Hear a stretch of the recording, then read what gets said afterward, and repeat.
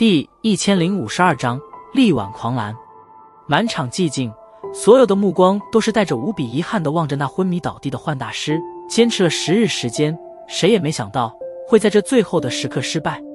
药鼎之内，2道青红光芒不断交织，浓郁的药香几乎弥漫了整个广场。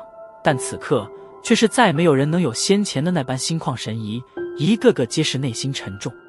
唐振目光呆滞地望着药鼎，那般颓败之色看得人颇为不忍，一方巨擘却是露出这般颓态，着实是令人心酸。广场边缘处的唐火儿，一张俏美的脸蛋也是变得煞白，片刻后惨然一笑，娇躯略微有些踉跄，其身后的几名焚炎谷弟子急忙上前将之搀扶住。整片广场寂寥无声，那股沉重的气氛令得人极感压抑。